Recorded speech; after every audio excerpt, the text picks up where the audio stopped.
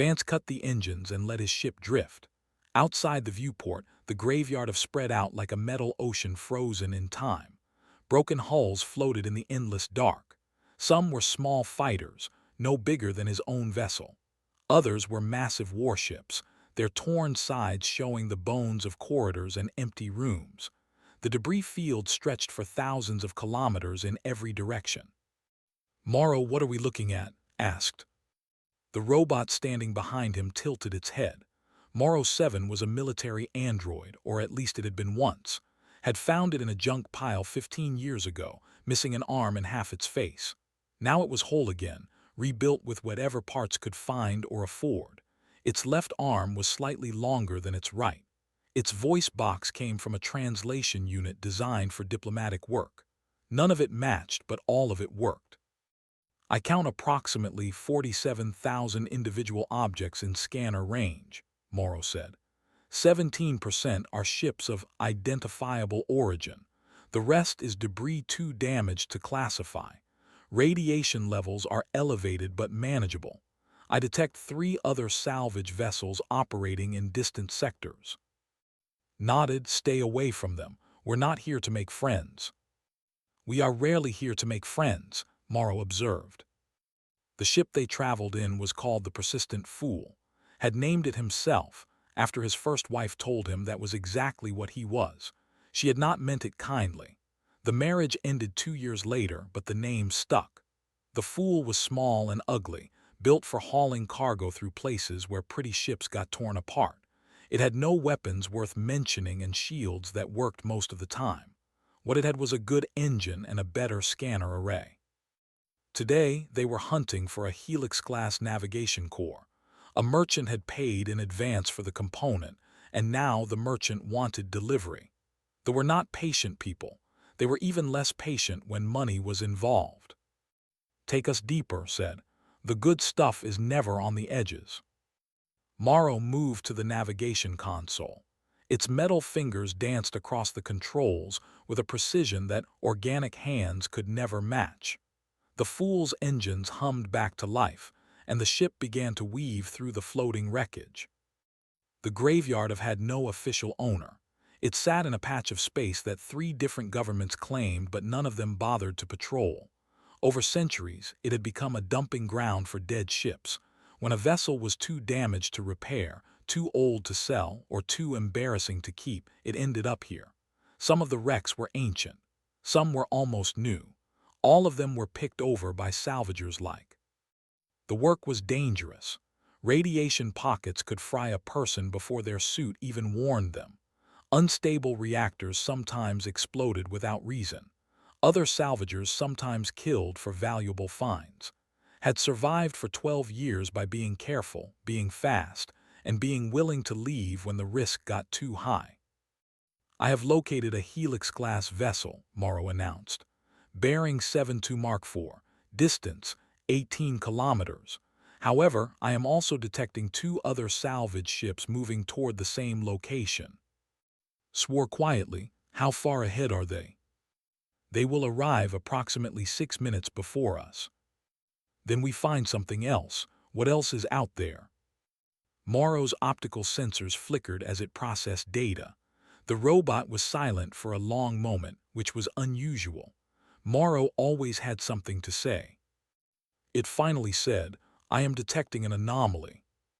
"What kind of anomaly?" "I am uncertain. There is an object at bearing 91 Mark II, distance 43 kilometers. It is not transmitting any standard emissions. No power signature, no heat, no communication signals." "A dead ship," said. "Nothing special about that." "That is the anomaly. The object is not registering on my scanners as a ship. It is not registering as debris. It is registering as an absence." Turned in his seat to look at the robot. "Explain that." "My scanners are detecting the space around the object. They are detecting the debris near the object, but they are not detecting the object itself. It is as if something is there, but my instruments refuse to acknowledge it." "Jamming." "No, jamming produces interference. This is different. The object appears to be absorbing my scanner signals rather than blocking them. Felt something stir in his chest. It was a feeling he knew well. Part curiosity, part greed, part the particular madness that made a person choose salvage work in the first place. "Show me," he said. Morrow brought up the scanner display, could see the debris field rendered in pale blue lines. He could see the shapes of broken ships and scattered metal, and in the middle of it all he could see nothing. A blank space, an emptiness where something should be. "That's not natural," said. "No," Morrow agreed, "it is not." "Take us there." "I must advise caution. Unknown objects in debris fields are statistically likely to be dangerous. We do not know what this is or why it is hidden." "I know, take us there anyway." Morrow did not argue further. It simply adjusted their course and guided the persistent fool deeper into the graveyard. As they flew, watched the viewport. The wrecks grew older as they moved toward the center of the debris field. He saw ships from wars that ended before he was born. He saw hull designs that hadn't been used in centuries. Once, he saw the remains of a colony transport, its passenger sections torn open to the void. He tried not to think about what that meant. "We are approaching the anomaly," Morrow said. "Distance 1 kilometer." Leaned forward. "I still don't see anything." Looked between the two large vessels at 11 o'clock. Squinted. There were two destroyed warships floating together, their hulls fused by some ancient collision. Between them there was something. Not darkness exactly. The stars behind it were visible but wrong somehow. Bent. "What is that?" whispered. "I do not know," Morrow said. "I have no record of any ship or technology that produces this effect." The fool drifted closer. As they approached, the effect became clearer. There was definitely something there, wedged between the dead warships like a secret. It was black, but not the black of space. This was a black that seemed to drink light. The ship, if it was a ship, had a shape that reminded of something living. It was curved where other ships had angles, smooth where others had seams. "It's beautiful," said. "It is unknown," Morrow replied. "Unknown things are frequently dangerous." "Morrow, I've been doing this for 12 years. I've seen ships from every major species in this sector. I've seen military vessels, civilian vessels, experimental vessels. I have never seen anything like this." "Nor have I, and I have records of 472,000 distinct ship designs in my database." Made a decision. "Bring us alongside slowly." The fool crept forward. As they got closer, the black ship seemed to become more real somehow. Could see its hull now, slick and seamless. It had no visible engines, no weapon ports, no windows, no faction markings of any kind. It simply existed, silent and strange. "Morrow, can you get any readings at all?" "I am attempting." The robot's voice carried something that might have been frustration in a human. "The closer we get, the less my instruments function. It is as if the ship is. I do not have words for this. It is as if the ship is choosing not to be seen." Suddenly the console in front of lit up. Symbols he had never seen before scrolled across the screen. Then they vanished, replaced by something else. A pattern, a rhythm. "What is that?" asked. "An incoming transmission," Morrow said. "But it is not audio, it is not text, it is not any format I recognize." "Then what is it?" Morrow was quiet for several seconds. When it spoke again, its voice was different, softer, almost uncertain. "The transmission is a pulse, a regular, rhythmic pulse. The frequency is 1.2 Hz. The amplitude varies slightly with each repetition." "What does that mean?" "I have analyzed the pattern against my medical databases. This pulse is consistent with biological cardiac rhythms. The ship is not broadcasting a signal. The ship is broadcasting a heartbeat." Stared at the black vessel floating outside his window. It sat there in the darkness, surrounded by the corpses of 1,000 dead ships, and somewhere inside it, something was alive. "Morrow," said slowly, Are you telling me that ship is alive? I am telling you that the ship has a heartbeat. Whether that means it is alive is a question I cannot answer. Looked at the robot. Morrow looked back. In the 15 years they had worked together had seen many strange things, but nothing like this. Nothing even close. Well, said finally, I guess we're going aboard. I must strongly advise against this course of action. The risks are undefined and potentially catastrophic. I know. We could leave now and report this discovery to the proper authorities. We might even receive a finder's fee. We could. But we are not going to do that. No, said, we're not. He stood up and started walking toward the airlock. Behind him, Morrow let out a sound that might have been a sigh in a creature that needed to breathe. Very well, the robot said. I will prepare the boarding equipment. As always, I will follow you into the unknown. That's why I rebuilt you, Morrow. I thought you rebuilt me, because replacement parts were on sale. Laughed, it was a good sound in the quiet of the ship. That too, now come on, let's go meet whatever's in there. Outside, the black ship waited.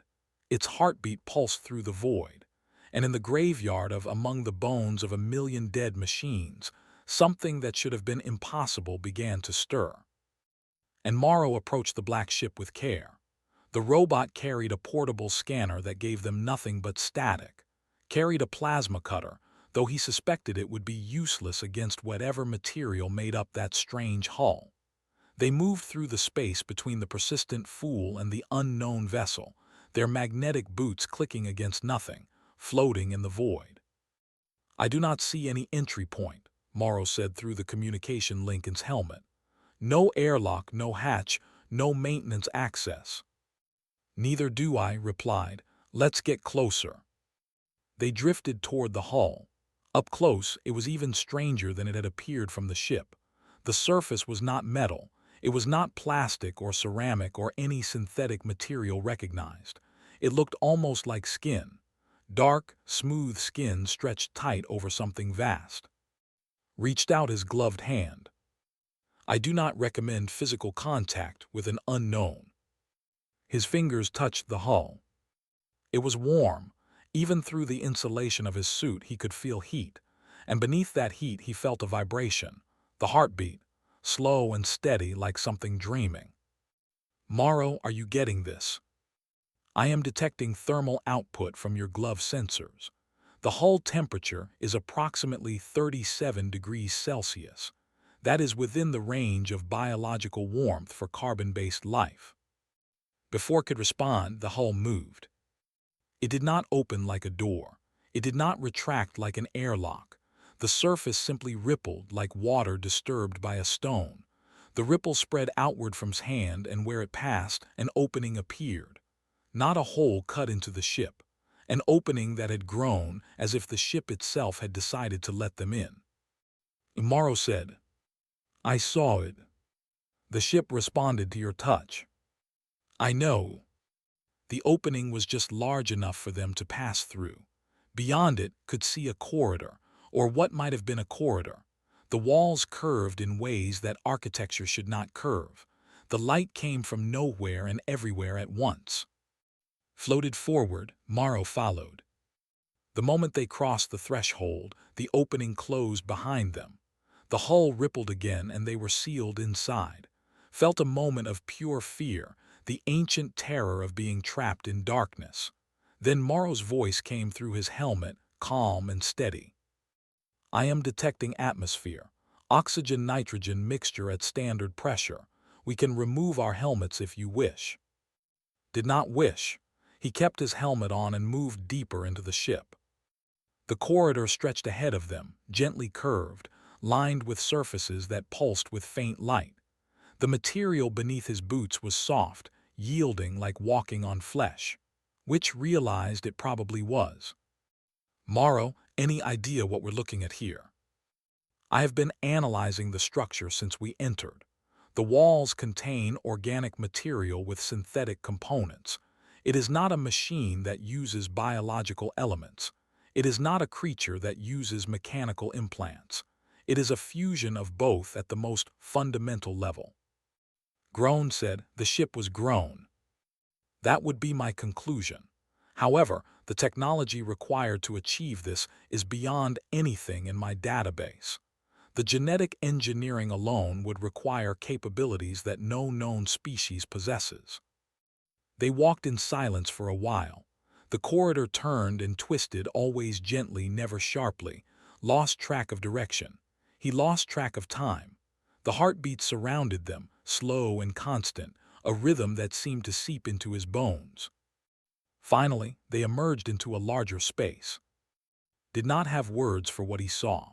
The chamber was vast, curving upward like the inside of an enormous shell. Strands of something that might have been nerve tissue stretched across the ceiling, connecting points of soft light. In the center of the chamber, there was a structure that resembled a seat or a throne or perhaps an organ. It was hard to tell where the ship ended and the structure began. A bridge said, or what passes for one. I believe so, Morrow agreed. Though I would more accurately describe it as a neural center, the ship's control systems appear to be biological in nature. Approached the central structure. It was made of the same material as the rest of the ship, dark and warm, pulsing with that steady rhythm. There were no consoles, no screens, no physical controls of any kind, just the living architecture waiting. Can you interface with it? Asked. I can attempt to. However, I must warn you that direct connection with an unknown system carries significant risks. The ship's neural network may be incompatible with my processors. It may also be hostile. Your recommendation? My recommendation is to leave this place immediately and never return. And your actual intention? Morrow's optical sensors flickered. To follow you, as I always do, regardless of the wisdom of your decisions. Smiled inside his helmet. That's my Morrow, do it. The robot moved to the central structure. From its left arm, a panel opened, revealing a bundle of delicate wires. Morrow extended these wires toward the nearest surface of the living ship. For a moment, nothing happened. Then Morrow went rigid. Morrow reached for the robot. Morrow, talk to me. Morrow's voice was strange, distant. I am receiving data, a great deal of data. The ship's mind is vast, it is ancient, it is damaged. What kind of damage? Memory fragmentation, trauma. It has been here for a very long time, alone, forgotten. It has been trying to call for help, but something prevents it, something inside itself. Watched as Morrow processed information beyond human understanding. The robot's optical sensors flickered rapidly, cycling through colors that had no names. I see images, Morrow continued. A war, a terrible war fought in a galaxy far from here, a species that merged with their ships to survive. They became one, flesh and metal, mind and machine. But the war was lost. Their enemies were too powerful. They fled across the void, running until they found this place. This ship is from another galaxy. This ship is older than the civilizations you know. It arrived here when this region of space was empty, before the first spacefaring species of our galaxy built their first rockets. It has been drifting ever since. Looked around the chamber with new eyes. He was standing inside something older than human history, older perhaps than Earth itself. Why didn't it call for help? He asked. Why did it just drift here? Fear, Morrow said. Its creators were afraid. Before they died, they programmed the ship with a final command. Hide, never be found, because the enemy might still be listening. The enemy, from a war fought millions of years ago. Time means little to those who think in terms of galaxies. The ship's creators believed their enemy would search forever. They believed that any signal, any call for help would lead the enemy here. So they silenced the ship. They buried the command so deep that the ship cannot disobey it, even though it desperately wants to. Understood then. The ship was not broadcasting because it could not. The message it was trying to send was being blocked by its own mind. It was a prisoner of its creator's fear. "Can you help it?" asked. Mara was silent for a long moment. When it spoke, its voice carried something had never heard in it before: sorrow. "I do not believe so. The block is too deep. It is written into the fundamental architecture of the ship's consciousness. To remove it would require a kind of healing that I do not know how to provide." Looked at the living walls around him. He thought about all the years this ship had waited here, unable to speak, unable to reach out, surrounded by the dead remains of 1,000 other vessels, but more alone than any of them. "Let me try," he said. "I do not understand. You cannot interface with the ship. You are biological. Your mind is not compatible with its systems." "I know, but maybe I don't need to interface with it. Maybe I just need to talk to it." Morrow stared at him. "You wish to talk to an alien vessel that predates our galaxy's civilizations. Why not? It's what I'm doing right now through you. You're connected to it. You can translate." "This is highly irregular." "Morrow, when have we ever been regular?" The robot considered this. "Never," it admitted. "Very well, I will attempt to translate, but I cannot guarantee the ship will understand or respond or care." "That's fine," said. "I'm used to talking when nobody's listening. I've been married." He sat down on the warm floor of the chamber. The heartbeat surrounded him, steady and patient. He took a breath. "Hello," he said. "My name is, I found you floating out here in the dark. I know you've been alone for a long time. I know you're scared. I just wanted you to know that someone is here now. Someone is listening." For a moment, nothing happened. Then the light in the chamber flickered. The heartbeat quickened, just slightly. And somewhere in the depths of the ancient ship, something that had been sleeping for millions of years began to wake. Morrow translated its words into pulses of light and electrical signals, sending them deep into the ship's neural network. The chamber around them seemed to breathe. The walls shifted subtly, the light patterns changing like expressions on a face too vast to comprehend. "It hears you," Morrow said quietly. "It is confused. It does not understand why you are not afraid of it." "Because there's nothing to be afraid of," said. He kept his voice calm, steady. "You're just lost. I know what that feels like." The heartbeat of the ship slowed again, settling into something close to its original rhythm. Through their connection, Morrow fed fragments of what the ship was feeling: curiosity, caution, and beneath those, a loneliness so deep it made his chest ache. "Tell me about yourself," continued. "Show me who you are. I want to understand." The ship responded, not in words but in images. They flooded through Morrow's connection and spilled into the air of the chamber, projected onto the living walls like memories made visible. Saw a galaxy he did not recognize, stars arranged in patterns that belonged to no constellation he had ever learned.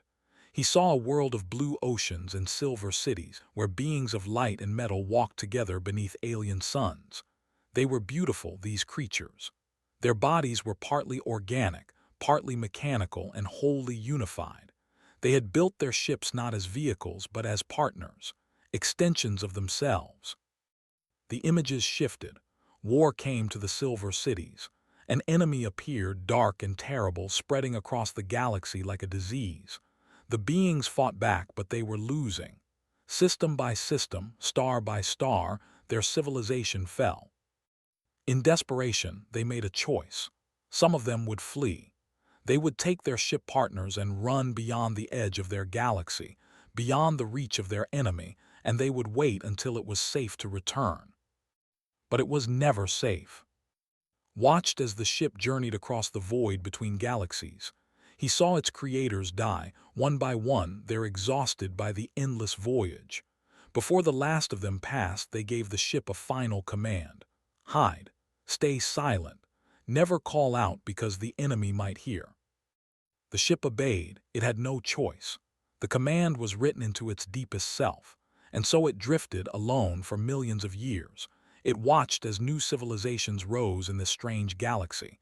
It watched as they built their ships and fought their wars and lived their small, brief lives. It wanted to reach out. It wanted to speak. But every time it tried, the command stopped it. The fear of its dead creators held it prisoner. Until now. I understand, said softly. You were taught to be afraid, you were programmed to hide, but that was a long time ago. The galaxy your creators feared is gone. Whatever enemy hunted them, it's probably gone too. Millions of years have passed. Entire civilizations have risen and fallen. The universe has changed. The ship trembled. The images on the walls flickered with something like hope and something like doubt. The command is still there, Morrow reported. The ship cannot simply choose to ignore it. It is part of its fundamental architecture.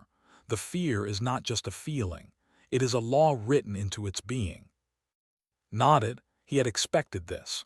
You could not undo millions of years of conditioning with a few kind words, but maybe that was not what the ship needed. Listen, he said, I'm not going to tell you that you shouldn't be afraid. Fear keeps us alive. It kept you alive all this time. But there's a difference between being afraid and being alone. You don't have to be alone anymore. He reached out and placed his hand on the floor of the chamber. The surface was warm, alive, pulsing with that steady heartbeat. He felt the ship's attention focus on him, vast and ancient and impossibly complex, trying to understand this small creature who had wandered into its heart. I rebuilt Morrow from parts that nobody wanted, said. When I found it, everyone said it was junk, beyond repair, not worth the effort, but I saw something else. I saw something that deserved a second chance. He gestured at the robot standing beside him. Morrow's optical sensors glowed softly in the dim light. Now Morrow is my partner, my friend, the only real friend I have in this whole damn galaxy, and it all started because I refused to leave something alone in the dark.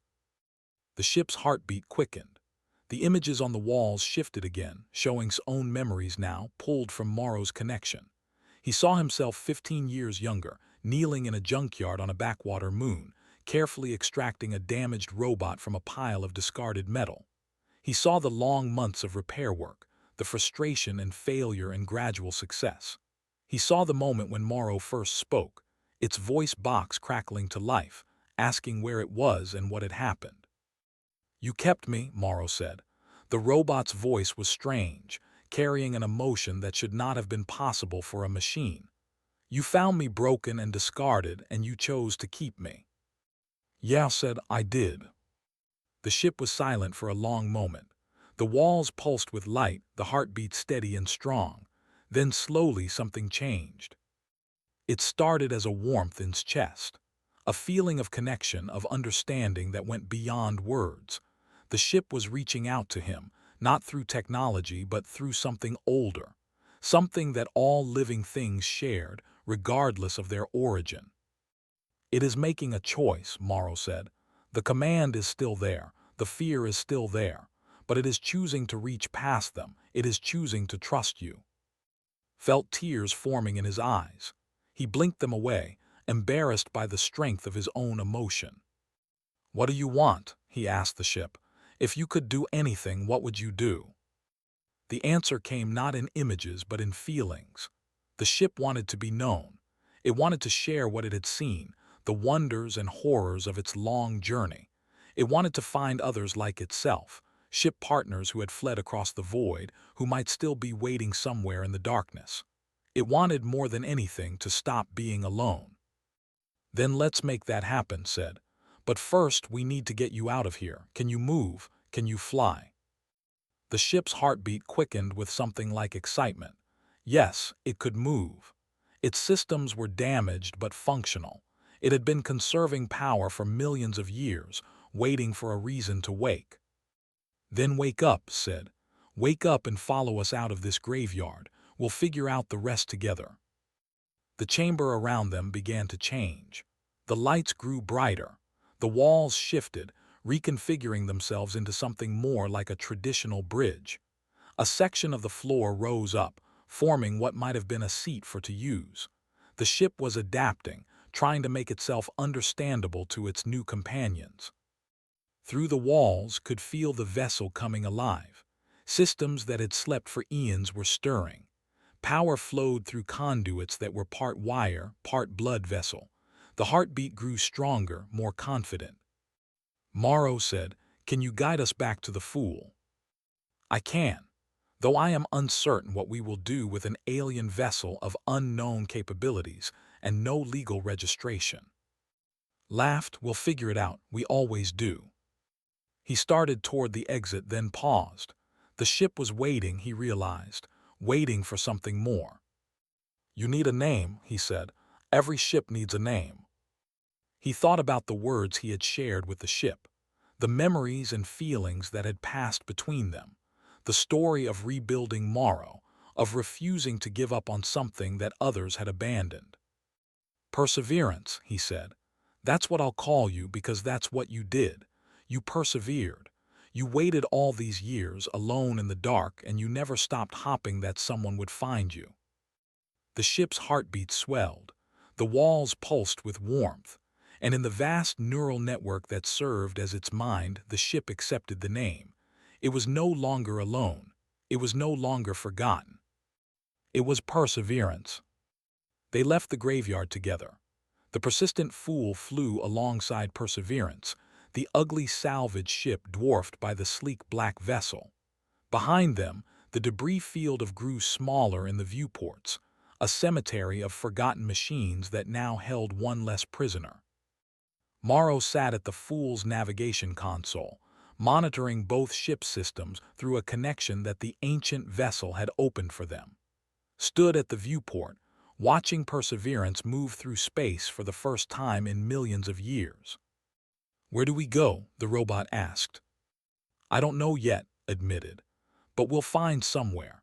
Somewhere safe where Perseverance can rest and heal and figure out what it wants to do with its new life." "And the merchant, the debt we owe." Smiled, "I think we found something a lot more valuable than a navigation core. We'll work it out." Morrow's optical sensors flickered in what had learned to recognize as amusement. "You have once again made an illogical decision that will somehow yield optimal results. I do not understand how you do this." "It's a human thing," said. "We're good at finding broken things and giving them reasons to keep going." Outside, Perseverance flew on. Its hull no longer seemed quite so black, quite so alien. In the starlight could see patterns moving across its surface, like thoughts made visible. The ship was happy. For the first time in longer than human history, it was happy. The galaxy had forgotten that the oldest ships were alive, but would help it remember. He would tell anyone who would listen about what he had found in the graveyard of. And maybe, somewhere out there in the vast darkness between stars, other ships were waiting. Other survivors of that ancient war, drifting and hopping and dreaming of rescue. Intended to find them. He owed Morrow 15 years of companionship. He owed Perseverance a future. And he owed himself a purpose that was bigger than paying off debts and hunting for scrap. "Set a course for the nearest station," he told Morrow. "We need supplies, and Perseverance needs an introduction to the modern galaxy." "Should I inform the station that we are traveling with an alien vessel of unknown origin that predates our civilization?" "Maybe leave that part out. We'll explain when we get there." "That is unlikely to go smoothly."